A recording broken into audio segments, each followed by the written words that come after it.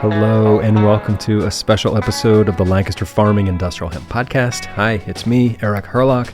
Today I'm going to share with you an episode of a podcast that I love. The podcast is called Rumble Strip. It's made by Erica Heilman and it's about life in rural Vermont.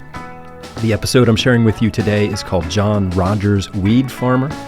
And we get to know this guy, John Rodgers. He's a stonemason. He runs a construction business. He plows driveways, rents properties. For 16 years, he served in the Vermont Legislature in both the House and the Senate. He works 7 days a week. And the reason he works so hard is so he can hold on to the farm that's been in his family for 200 years. It was a dairy when he was growing up, and now he grows legal weed in Vermont. So this is quite a story. And I'm sharing it with you here on April 20th, 2024. This show is normally about the industrial applications of hemp, the cannabis plant, but, let's acknowledge that the cannabis plant contains multitudes. So this story is as much about cannabis as it is about farming and rural life. So anyway, I am happy to share it with you. You should go listen to more episodes of Rumble Strip. You can find Erica Heilman's work at rumblestripvermont.com. And I just highly encourage you to go do that because she makes great podcasts, great audio. She tells great stories. She asks amazing questions that, you learn stuff, you feel stuff. You meet so many people on her show. It's just fantastic. So I can't say enough about it. Other than I hope you enjoy this episode, John Rodgers, Weed Farmer, and huge thank you to Erica for letting me share this on our show today. All right, here we go.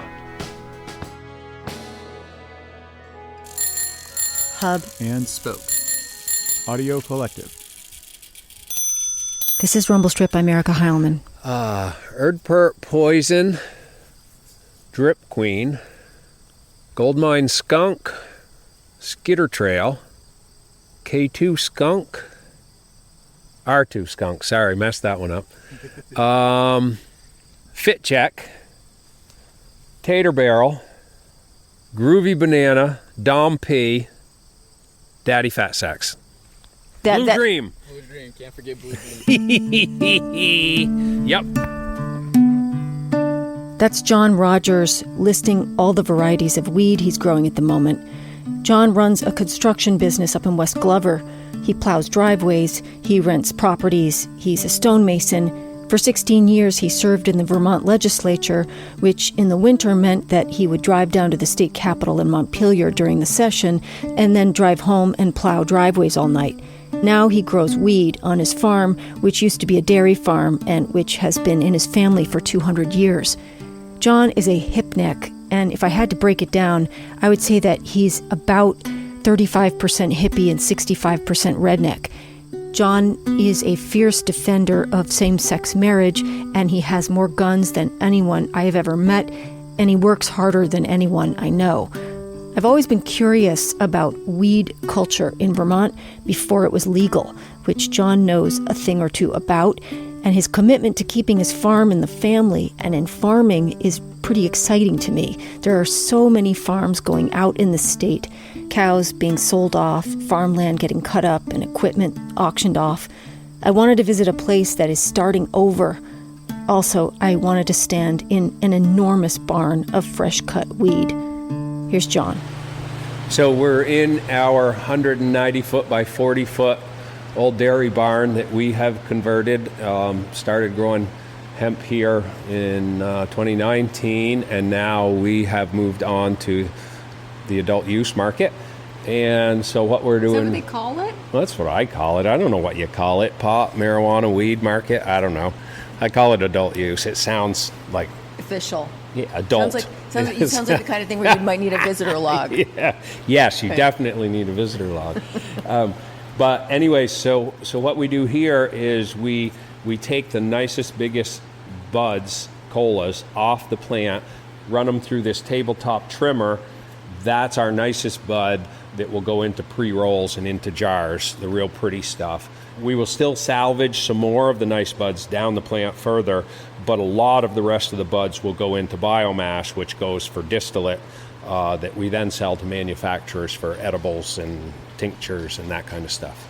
I mean, I'm seeing there's a lot of intensive handwork here too. Oh, it's tremendous. It's worse than firewood. It's like you have so many touches in these plants by the time you're done. Right. I mean, from putting the tiny germinated seed in the soil, getting your starters up, and then putting your starters in the field, and then basil pruning, and then you cut all the inner buds and inner branches out. Good God. Smell it. I know. How do you get that to your radio audience? It smells like green weed, and This one is very earthy. It's a sativa that it doesn't put you to sleep. It's more euphoric and uplifting. And if I'm going to smoke something, I don't smoke a lot anymore, but if I'm going to smoke something, I want something that I can have a couple puffs on and keep working. You want to feel like you can write the great American novel. You got it. Why does it smell so good? What is it about my brain? What is it about my brain? It's weed. But if I didn't know it was weed. Well, it's all the same terpenes that are in the things that we are around every day. Pinene is in pine trees. Limonene is in your citrus. So they're familiar smells. And is smell part of the thing that you are invested in when you're... It is, because smell, just like in food, smell is directly related to flavor. It's the terroir. It's the terroir. It absolutely is. And that is, I could grow this strain here, and somebody in Rutland could grow this same strain, and it may taste and smell different because of the soil. Because the soil is, what's feeding it. And that's our business name is Farmers Underground, which has many meanings. The underground farmers are the ones that kept this plant alive while our government tried to eradicate it from the face of the earth. But number two, the important work is being done underground. It's all those little microorganisms and living creatures that are breaking down the organics in the soil. And that's one thing that we're super careful about, is having healthy soil here. And in terms of like the level of output, energy output, compared to dairy farming when you were a kid on this farm.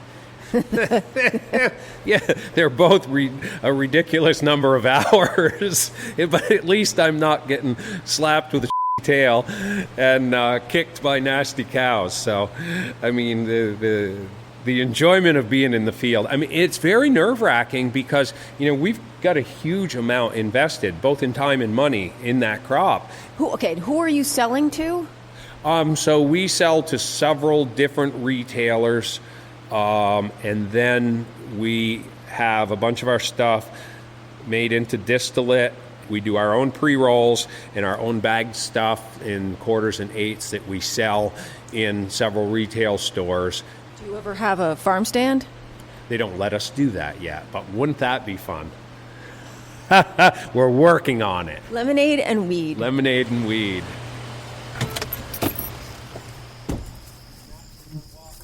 Look at the color of that thing.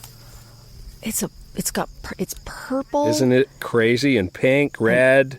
And it's just like the picture of health. Oh, it is. It's gorgeous. And feel how dense it is. Ooh, strong. Amazing, huh? Yeah. And sticky.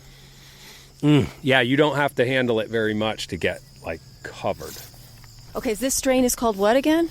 That one is Skitter Trail, which is my favorite name, because that's how a lot of people started growing, off the side of a skitter trail. Okay, so given that we're standing in a vast field of weed, and you're holding a bud, do you still? I mean, look, if it's 1984 and you're in high school, that is this is worth $1 million, that is right? worth a lot, right?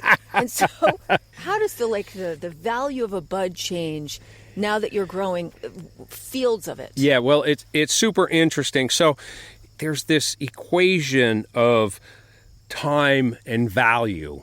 And sometimes you clip one of those off and you look at it and there might be something good in it, but there's so much crap that you just throw the whole thing in the garbage. Other times it's a big piece and there's only a small amount of it and it's worth clipping it out. But you throw stuff away that would make people in the 1970s cry.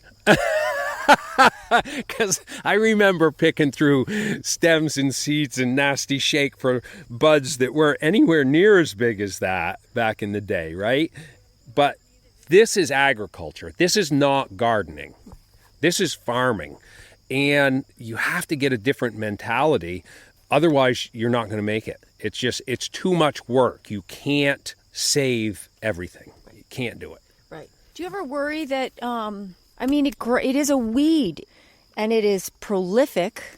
Do you ever worry that there will be no reason for anyone to buy it, that they're going to be able to find it on the side of the road? Nope, I do not worry about that. In fact, you can grow it in Vermont, but people are visiting the stores. Why? Because it's harder than it looks to grow good weed. And if you go out, say you're a home grower, you've never grown before, you go out and you buy all the stuff. You buy the big bags and the soil and the nutrients, and you buy your genetics, and it takes a lot of time, right? You're a gardener. You know how long it takes to make a tomato plant have tomatoes? It's the same damn thing. And so they get to the end of the year and they got this less than perfect smoke that doesn't have great terpenes, and they spend hours and hours and hours and a whole bunch of money, and they go, oh, this is my own weed, but it's really not that great. Unless you get good at it, which it's not rocket science. It's just like any other kind of gardening. You can get good at it if you want to study, but it's also not something you can just throw a seed in the ground and get good weed. Do you worry about people stealing your weed? Well, I can hit the field with my 308, so they may be able to run fast, but they can't outrun my 308. Now, we got cameras, we got gates, we got motion sensor lights, and part of your license is you have to have your security plan and you have to have certain things in place, and it totally makes sense because you don't want to invite trouble. But, we got a big black dog that barks at people, and I'm a pretty good shot. The real appeal to me is that if we do good this year, that my son may be able to quit his engineering job, which he doesn't love, provides him a good life, but he doesn't love being in an office. And so my objective in buying the family farm back in 2019 was to be able to be here. And so we're hoping that by getting this going, that we're going to be able to make enough income so that we can be farmers. This was your grandfather's farm too, right? Yep. This is my father, my grandfather. And what would your grandfather think of what's happening now? Oh, he'd be thrilled. He'd be thrilled. He was always a bit of a rebel anyways, and so even if weed wasn't legal, I think he'd be happy if we were paying for the farm with weed. But even better that it's legal now and we actually have the license that says we can do it. How many Vermonters smoke, do you think? Well, so the Rand report said at least 80,000. Before they legalized weed, the Rand report said that they figured like 80,000 Vermonters smoked weed. How many Vermonters are there? 600. And that includes kids, I think. So a lot of Vermonters smoke weed. If something is illegal, you talk about it in a different way. So you were in the legislature. How many people in the legislature were smoking weed? More than you might think.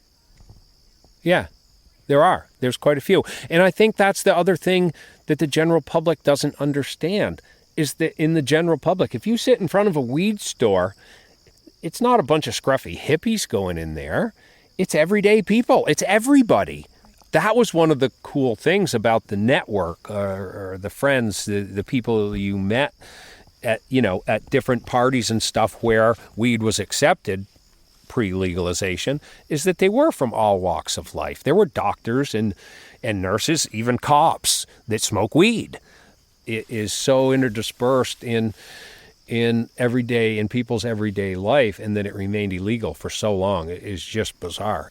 And what is lost in the legalization of weed, in terms of the culture of weed? What is lost? There was just so freaking much risk before. I mean, the risk, the stress from the risk was outrageous. And cops were doing nasty things. I mean, cops were sneaking around people's place on private property with no search warrants. They considered it, the evil weed, right? They bought the reefer madness. And nobody needs that stress in their life. But, I mean, and of course now with COVID and all the other people aren't so apt to share, but I mean, that was all part of the enjoyment, is rolling a joint and sharing it with your friends, right? You don't share cigarettes. When you have a drink of whiskey, you don't pass the glass around, but when you had a joint, you shared it. And there's something awesome about that. It's just so communal. And, you're apt to get into deep conversations where I like having a drink, but liquor makes you stupid, right? It really does.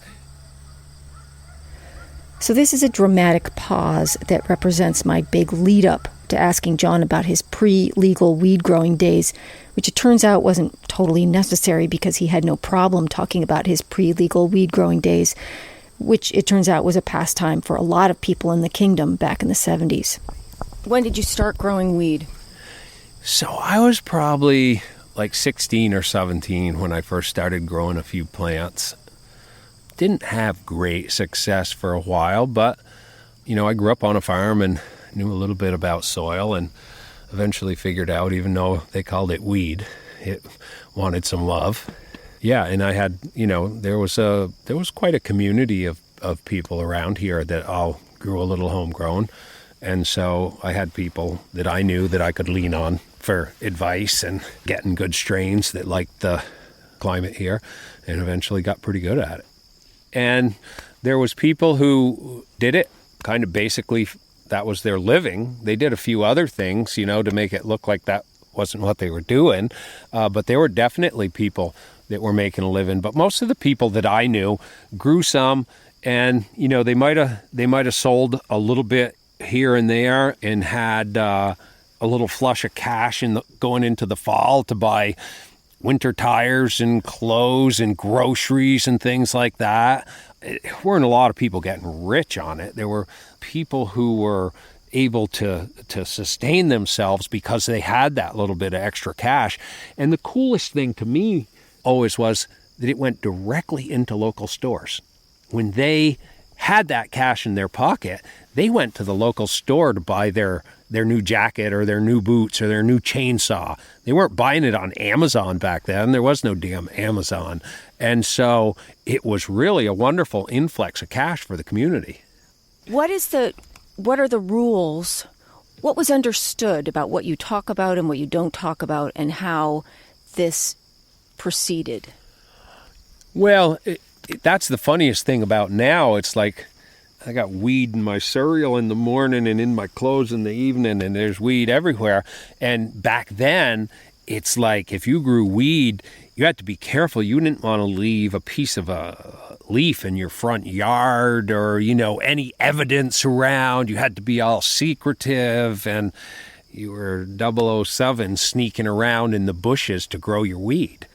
But it's a secret out in the open. I mean, look, when I worked as a PI, I worked on some of the stupidest cases of helicopter cops. So it really was dangerous for some people. Yeah. Like, getting busted was a real thing. And a couple of my friends got busted, yes, and it was bad.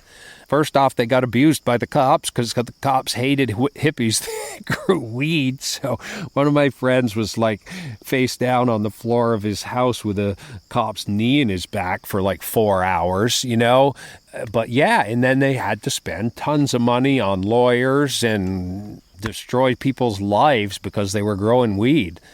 The biggest problem we ever had up here was thieves. We had this one scumbag in particular that would train other young scumbags, and they would literally, have an idea of who grew and who smoked, and they would spread out like, 30, 40 feet apart, and they'd just walk all their property, and that's all they did. They rode around getting stoned and drinking and stealing people's weed. Wow. Did you ever know who they were? Oh, yeah. Everybody knew who they were. And there's nothing you can do about it because it's Yeah, all no, extra legal. Not unless you want that on your conscience to bury somebody in a hole. I mean, that's what they deserved. But the thieves were lucky that everybody around here were, good-natured people who didn't want to break people's bones. They talk about places, out west where you show up in the wrong place, you do end up in a hole. And that wasn't this community. The people who were growing were good, kind people and wouldn't do it. So it's just, you wrote it off. It was a loss. They used to call it the lottery, right? It was like playing the lottery. Sometimes the slugs eat it. Sometimes the deer eat it. Sometimes the thieves get it. Sometimes the cops get it. Sometimes you get it.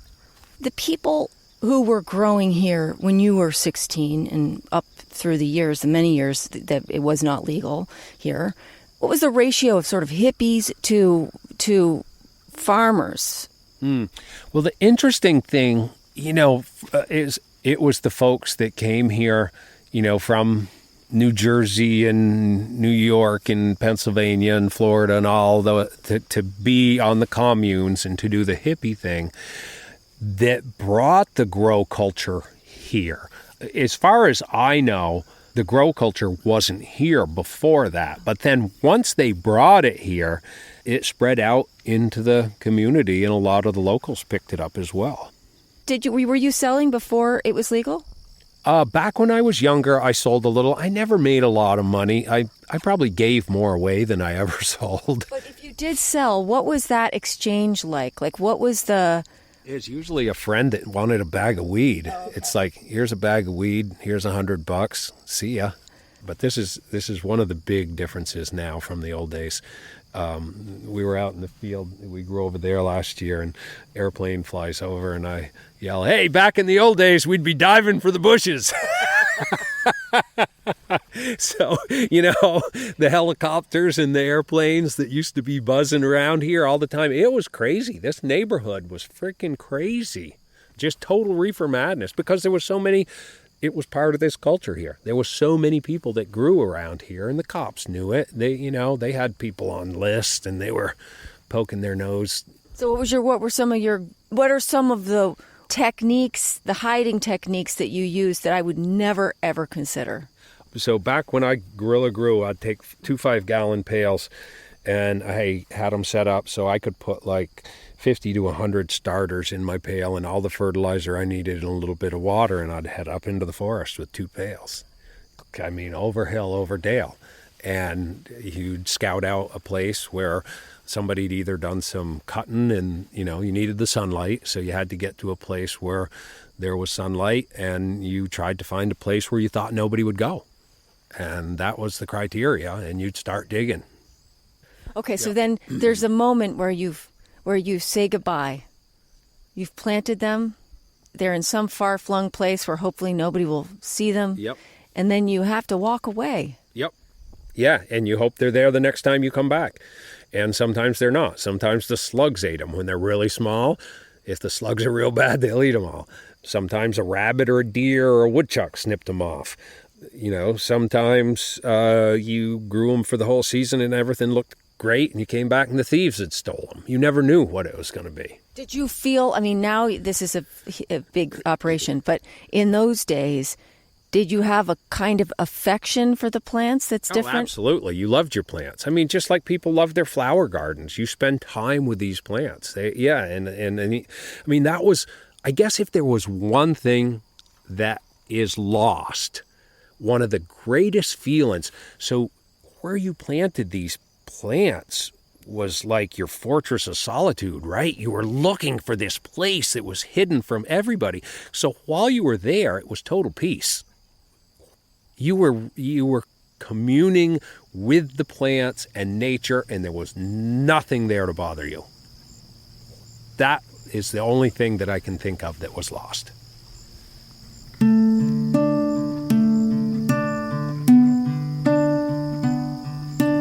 That's John Rodgers of Farmers Underground. He runs the company with his wife Brenda and their son John.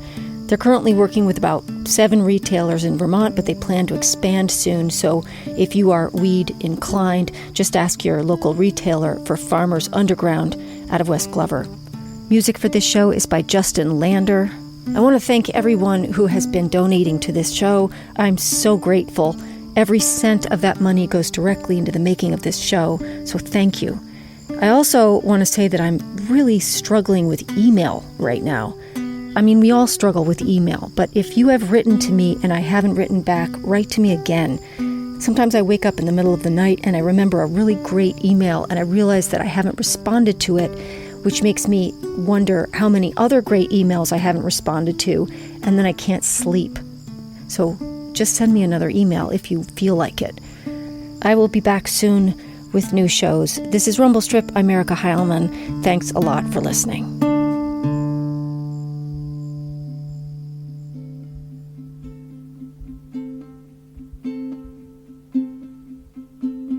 I love that. That was great.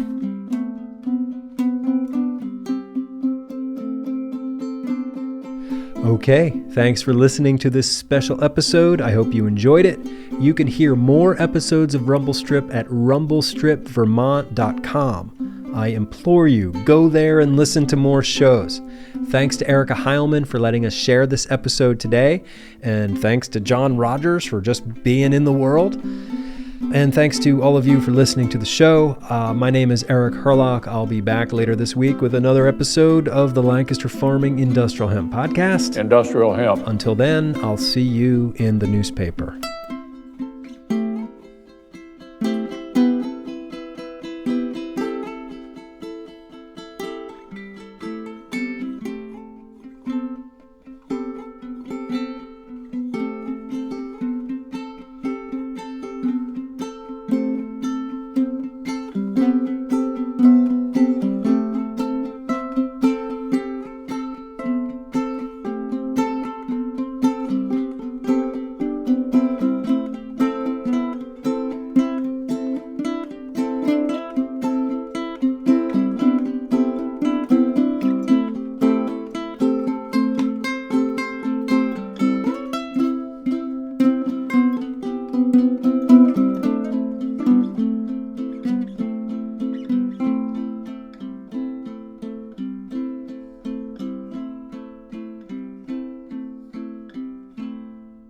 Industrial hemp.